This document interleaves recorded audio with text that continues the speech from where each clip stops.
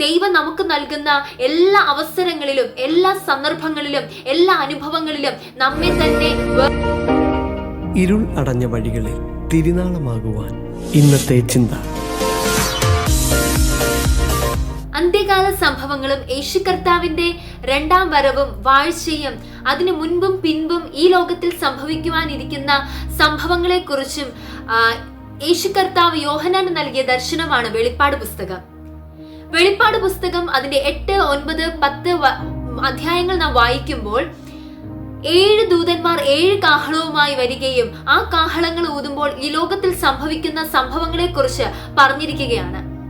വെളിപ്പാട് പുസ്തകം 9-ാം അധ്യായം നാം വായിക്കുമ്പോൾ 5-ാമത്തെയും 6-ാമത്തെയും ദൂതന്മാർ കാഹളമൂതുമ്പോൾ എന്തൊക്കെ സംഭവിക്കുമെന്നും മാനസാന്തരപ്പെടാത്തവരുടെ മേൽ വരാൻ പോകുന്ന ന്യായവിധിയെ കുറിച്ചും പറഞ്ഞിരിക്കുകയാണ്.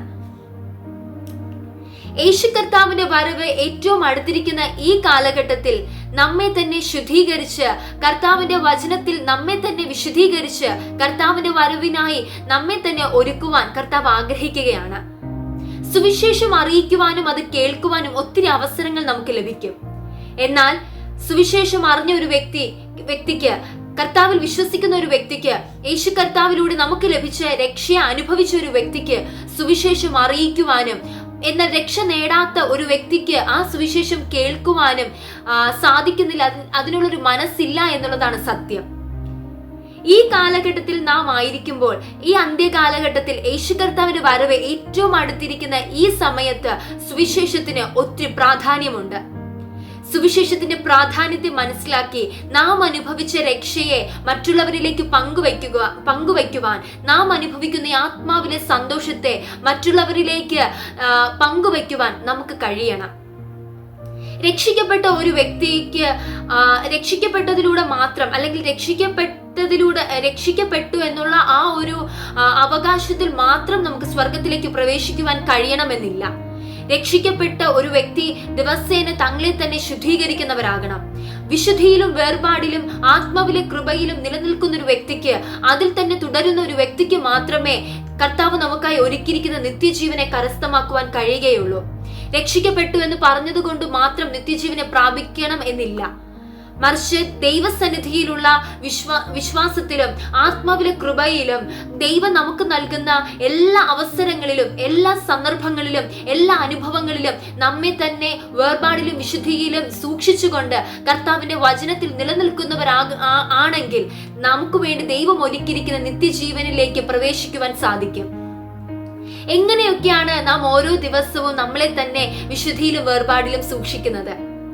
ഒന്നാമതായി, നാം ദൈവത്തോട് എപ്പോഴും ചേർന്നിരിക്കുന്ന ഒരു മനോഭാവം നമ്മിൽ ഉണ്ടാകണം.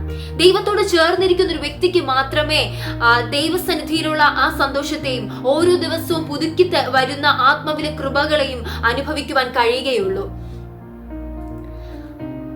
ആത്മാവ് നമ്മെ സകല സത്യത്തിലും വഴി നടത്തുമെന്നുള്ളതാണ്. എപ്പോഴും ദൈവത്തോട് അടുത്തിരിക്കുന്ന, അല്ലെങ്കിൽ ദൈവവുമായിട്ട് ആ ഒരു ബന്ധത്തിലായിരിക്കുന്ന ഒരു വ്യക്തിക്ക്, എപ്പോഴും ആത്മാവിൽ കർത്താവിനോട് സംസാരിക്കുന്ന ഒരു വ്യക്തിക്ക്, എപ്പോഴും ദൈവവുമായിട്ട് ഒരു കമ്മ്യൂണിക്കേഷൻ ഉള്ള ഒരു വ്യക്തിക്ക് നാം ചെയ്യുവാൻ പോകുന്ന ഒരു തെറ്റ് അത് നമുക്ക് മുൻകൂട്ടി അറിയുവാനായി സാധിക്കും. ദൈവത്തോടൊരു കമ്മ്യൂണിക്കേഷൻ ഉള്ള ഒരു വ്യക്തിക്ക് മാത്രമേ നാം ഒരു തെറ്റ് ചെയ്താൽ അത് തെറ്റാണ് എന്ന് ഗ്രഹിക്കുവാൻ സാധിക്കുകയുള്ളൂ. പരിശുദ്ധാത്മാവിൽ വഴി നടത്തപ്പെടുന്ന ഒരു വ്യക്തിയോട്, അല്ലെങ്കിൽ ആത്മാവിലെ സന്തോഷം അനുഭവിക്കുന്ന, ദൈവത്തോട് എപ്പോഴും ആ ഒരു കമ്മ്യൂണിക്കേഷൻ ഉള്ള ഒരു വ്യക്തിയോട് ചോദിച്ചാൽ അറിയാം, നാം ഒരു തെറ്റ് ചെയ്യുവാനായി പോകുന്നുവെങ്കിൽ അത് തെറ്റാണ്, നീ ചെയ്യാൻ പോകുന്നത് പാപമാണ് എന്ന് പരിശുദ്ധാത്മാവ് നമ്മെ ഓർമ്മപ്പെടുത്തും. അപ്പോൾ ആ പരിശുദ്ധാത്മാവ് അങ്ങനെ ഓർമ്മപ്പെടുത്തുമ്പോൾ ആ പാപത്തിൽ നിന്ന് വിട്ടു നിൽക്കുവാൻ നമുക്ക് കഴിയും. അപ്പോൾ എപ്പോഴും ദൈവത്തോട് ചേർന്നിരിക്കുന്ന, ദൈവസന്നിധിയിൽ വസിക്കുന്ന, ദൈവത്തോട് ആ ഒരു കമ്മ്യൂണിക്കേഷൻ ഉള്ള ഒരു വ്യക്തിക്ക്, അല്ലെങ്കിൽ ദൈവവുമായിട്ട് എപ്പോഴും ആ ഒരു ബന്ധത്തിലായിരിക്കുന്ന ഒരു വ്യക്തിക്ക് പാപത്തിൽ നിന്ന് നമ്മെ തന്നെ സൂക്ഷിക്കുവാൻ, പാപത്തിൽ നിന്ന് വേർപെട്ടു നിൽക്കുവാൻ, വിശുദ്ധിയിലും വേർപാടിലും നമ്മെ തന്നെ സൂക്ഷിക്കുവാൻ കഴിയും. പ്രാർത്ഥനയും വചനധ്യാനവും നമ്മിൽ കുറയരുത്. ഓരോ ദിവസവും നാം ആത്മാവിൽ പുതുകി വരണം. ഈ ദിവസങ്ങളിൽ നമ്മെ പാപത്തിലേക്ക് വീഴ്ത്തിക്കളയുവാൻ, അല്ലെങ്കിൽ നാം അറിഞ്ഞ സത്യത്തിൽ നിന്ന് നമ്മെ പിന്നിലേക്ക് വലിക്കുവാൻ, ദൈവം നമുക്ക് വേണ്ടി ഒരുക്കിയിരിക്കുന്ന നിത്യജീവനിൽ നിന്ന് നമ്മെ മാറ്റിക്കളയുവാൻ ശത്രു പല തന്ത്രങ്ങളുമായി നമ്മുടെ അടുക്കൽ വരും. പിശാചിന്റെ തന്ത്രങ്ങളിൽ നാം തിരിച്ചറിയണം. പിശാചിന്റെ തന്ത്രങ്ങളോട് നാം എതിർത്ത് നിൽക്കണം. അങ്ങനെ എതിർത്ത് നിൽക്കണമെങ്കിൽ വചനവും ധ്യാനവും പ്രാർത്ഥനയും ആത്മാവിലെ ആരാധനയും സ്തുതിയും നമ്മിൽ കുറഞ്ഞു പോകരുത്.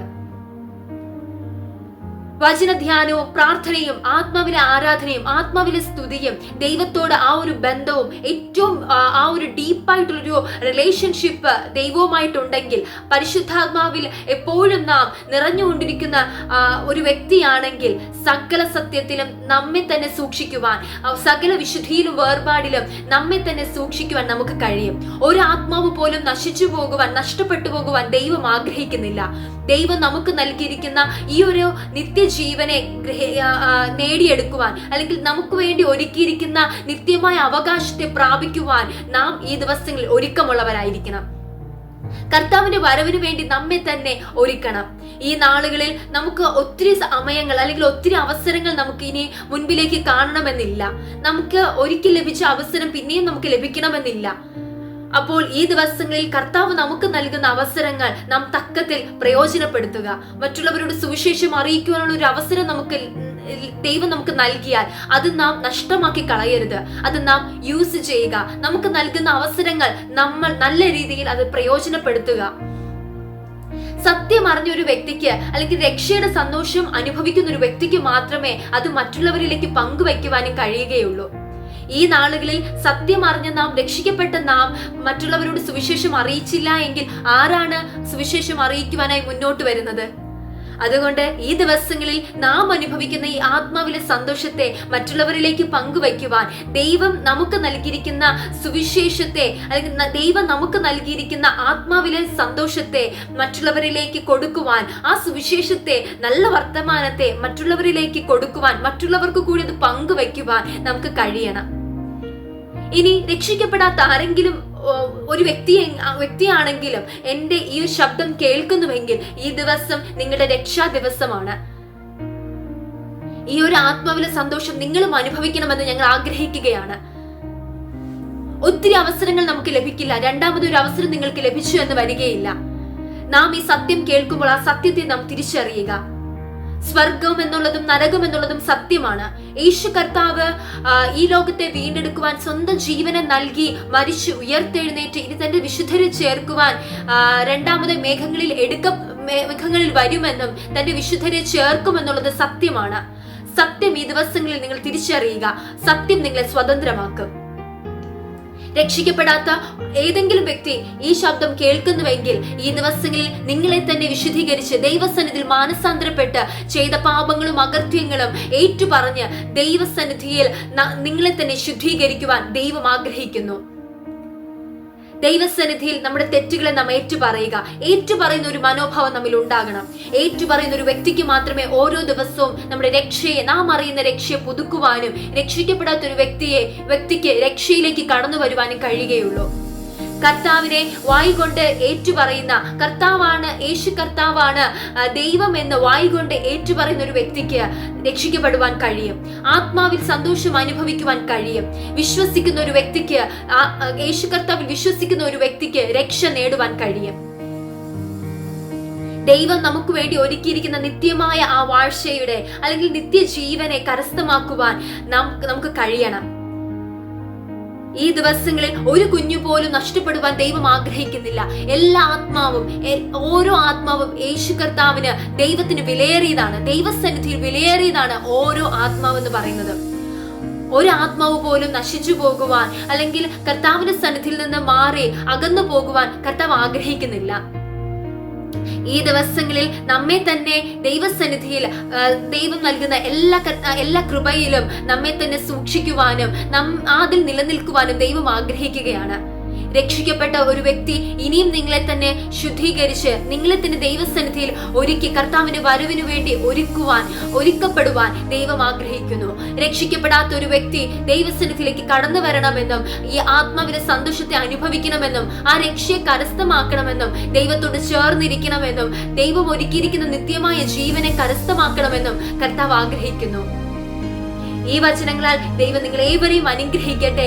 കർത്താവിന്റെ വരവിന് വേണ്ടി നമുക്ക് ഒരുങ്ങാം. അതിനായി ദൈവം സഹായിക്കട്ടെ. God bless you all. Amen. Amen.